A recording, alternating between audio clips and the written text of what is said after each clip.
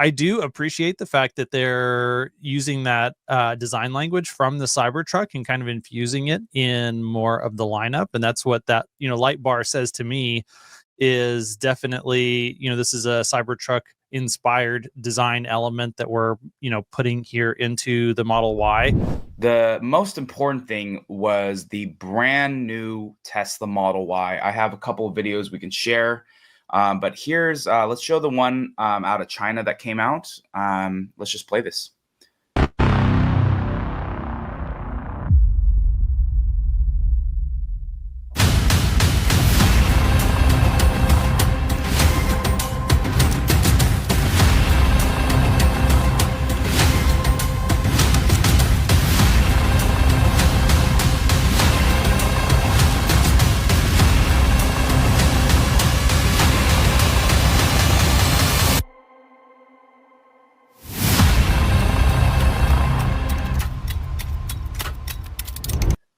All right, and then here's just another quick view of the interior. There is powered rear seats, which is going to be a game changer as well. And then here, I think it's actually being shown going down.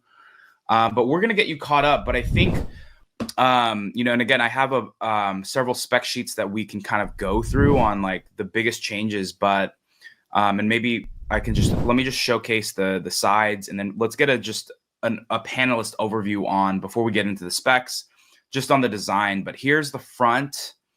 Then we got essentially the back or side, kind of like back side profile. Rear and then three-quarter. Yeah. And then here's the side.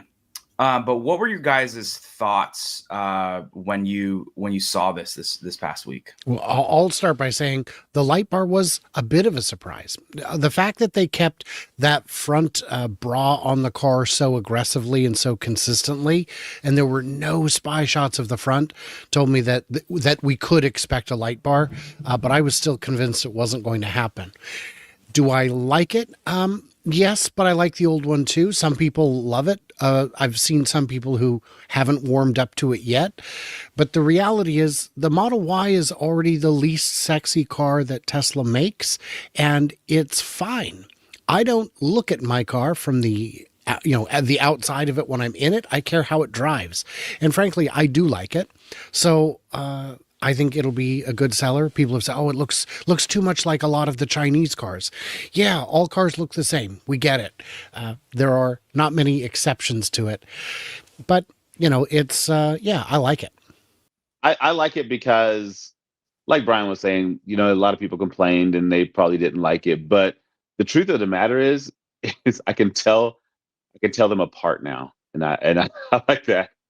Because, like, from a distance, like you could not tell a Model 3 and a Model Y apart for nothing. But now you got a pretty good distinction on which is which. I don't really care about the light bar. I think it's cool that they added it.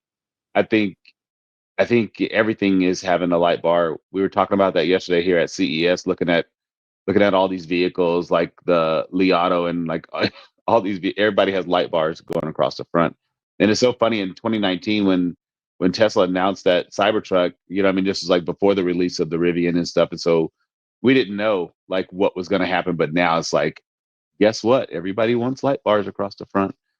I think it's cool. I noticed in some spy shots of it, like it looks like it doesn't have the logo and some it does, but I'd be cool if they didn't put the logo. I think it's distinctive enough that I think it's sexy now that you can tell it's still a Tesla.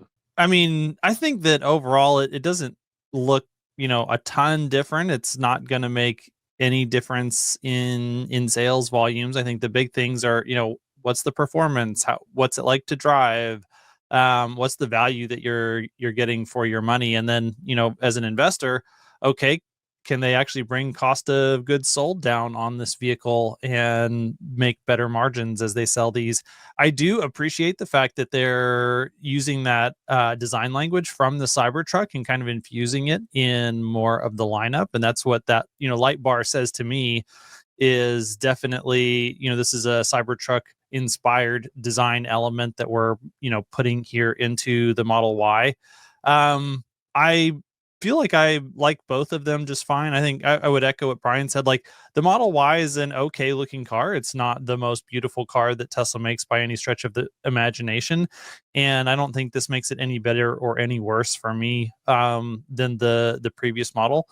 And I think that I am excited though about increases in, you know, the range and some of the other things about this refresh that aren't necessarily the design elements that we'll get into.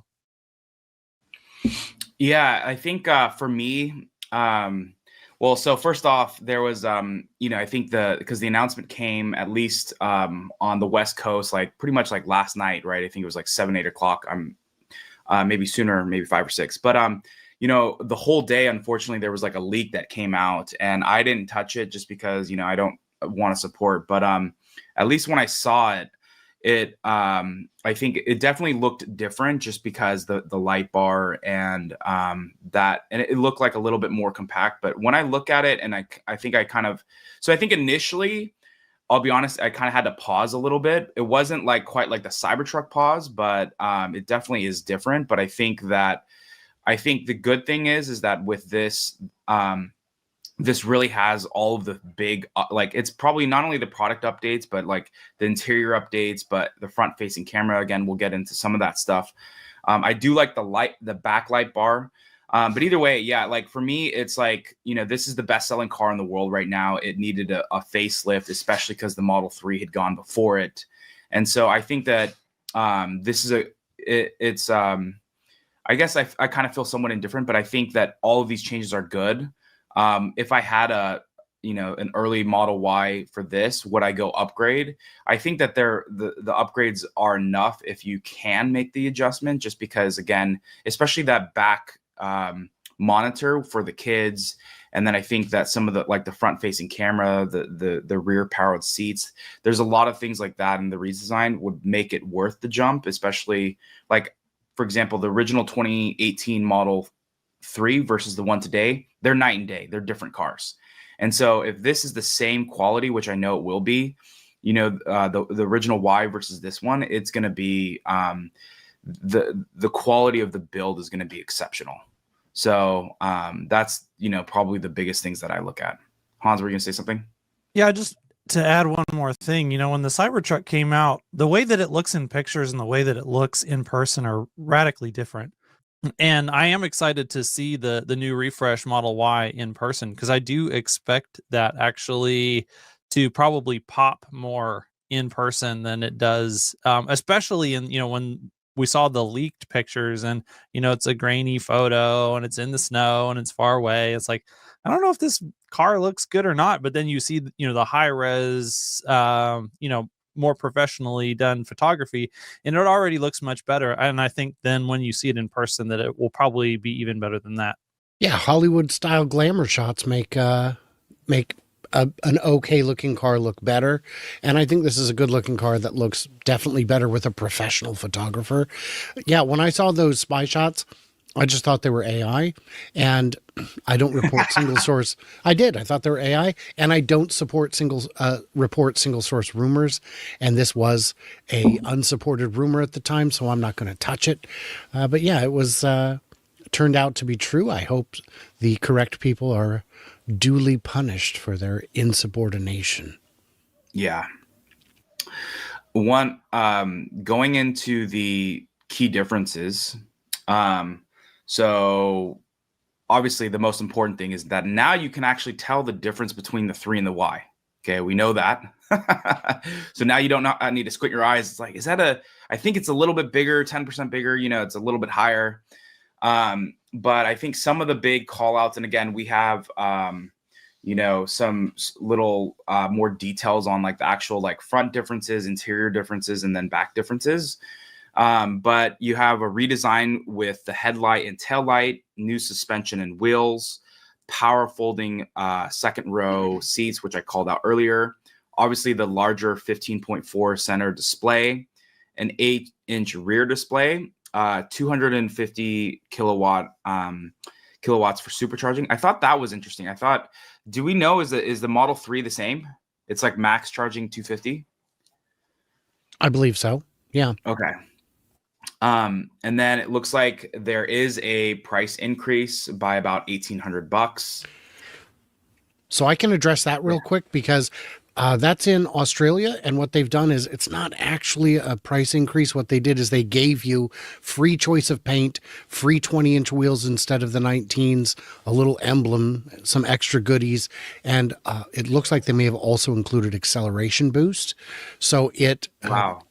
so you actually are, it's They just maybe raised even a the little base cheaper. model. They just raised the base model. Thank you, Hans. Yeah. But the boost is that's pretty cool. Well, we figure it must be because that is the exact spec you would expect from an acceleration boost on Right. the long range. The fact that the standard range, or the, I guess, rear wheel drive model is also quite a bit quicker is lovely. You love to see it. Well, I did see some commentary from AJ who was looking at the top speed, and he thought that the increased acceleration might actually just be a change in the gearing of the motors because the top speed was lower. And so it could be that this is actually legitimately just the base model, and that there will still be an acceleration boost on top of that, which is even more spicy, which we'll have to wait and see. I do think that if what we're doing right now is we're kind of raising that base model, that once they do reach full volume on the refresh out of Shanghai, that you might see some of those lower trims actually come back onto the website and the price come down a little bit. This is probably a way to manage their cost of goods sold and the extra capex as they're doing this changeover and they're trying to ramp back up to full speed, just to make it a little bit better for the company as they spend that extra money. I did see that video from AJ this morning, and it is a fantastic video. He goes through it by the different design elements and what it means to the cost of manufacturing. There were some conclusions he reached that I didn't share, but that's to be expected. But no, it is, it could absolutely be the slightly different gearing that gets at the extra speed. And yeah, like you said, we'll find out soon enough. Also, range increase. Again, this could vary based on the geography, just based on the metrics. But I think I heard 3%, and it looks like this is like 4.5 to 7. So again, there was a range increase, I think, is the big takeaway. Acceleration boost, top speed as well increased. The length increased by about almost 2 inches. The width, like 1 millimeter, and then identical height. So definitely some changes there. Here's a quick breakdown. I don't know if we can see this. It's probably not worth it, but I think I'm just going to give some quick highlights on the front differences here real quick. Just go here. So there's obviously in the front now, you actually have a drain. So that's nice. There's a newly designed through light. There's an optional new glacier blue paint. Again, we don't know if that's going to be offered in the US. I personally like it. I think it's really slick. And more importantly, it kind of gives a lot of the Tesla face colors a new lift, because as we know, a lot of people, whenever there's that free color, they select that one. We know that there's a new front bumper camera, brand new headlights, new front air duct, and new rims as well.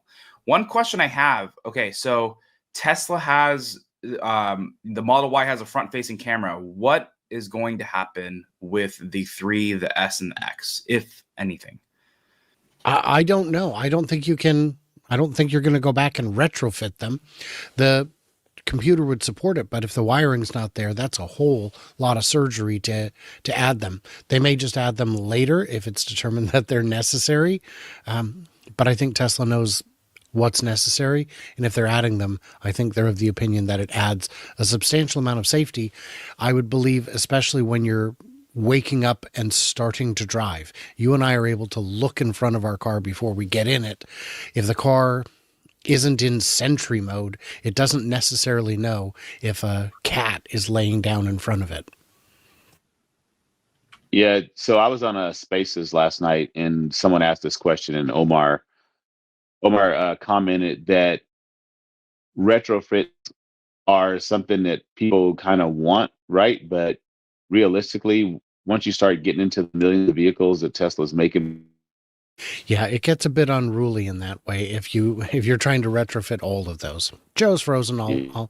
We know where he was going with it, but yeah, I would agree with all that. I don't think a retrofit is likely because it's too labor intensive, too cost intensive. They would just move forward. Yep. Yeah, definitely. Yeah, I mean, my thought is that obviously we all know that whatever typically is like the latest vehicle ends up being, the most advanced. I do think though, when you are paying for like an S and X, that's going to be a legitimate question, right? Is because it's the higher end. But at the same time, I don't know at what point can they make that adjustment. And the one thing is that I will say is that when you think of like the robotaxi or more importantly, like FSD, whether it's V13, but now you have, for the past 3 or 4 years, you've been selling this Model Y, which is now the best selling car in the world.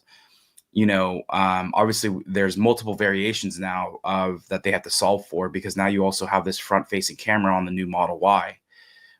So each camera potentially could add a different dynamic, but because even the Cybertruck has one, and thankfully they have data on that. So they have some type of structure of how to have your car navigate with the aspect of the front facing camera.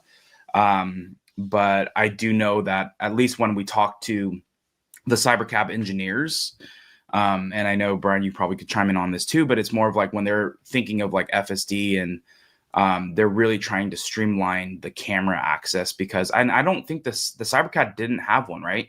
I don't think there was a front-facing camera. Was there? I think there was, but what they told me was that they weren't sure it was going to remain. I would assume, I would assume now with the Model Y having it, I would assume it's going to, because they're gonna, unless they just want to use the 3 and the Y as the main one, right? So the other cool thing that they had was the launch series. So I don't know if this is APAC specific or if this is going to be here. I mean, to be honest, even when I look at that badging, I get, I think of like the Lunar New Year and just kind of potentially something more APAC specific. So I don't know if this is going to come to the US, but we'll see. Sorry. I do have some insight on that. Yeah. Our friends at Joa, the accessory company, have ordered one in Taiwan, and Taiwan Model Ys ship from the US. They do not ship from China. Wow. The one that they ordered and I think they said May is their expected delivery, is coming from the US, and it is a launch edition. So that would suggest to me that they will do launch edition from all the factories that are making it for as long as they can keep squeezing those extra couple $1,000s out. And so far, we've confirmed China, Australia, New Zealand, Singapore, Japan, Taiwan, and that's it. I hope America, the United States of, is on that list, but we shall see. Well, if they're making them here and then shipping them to Taiwan, you would think that we would get them a month or two before, for sure. Yeah, we'll see what happens.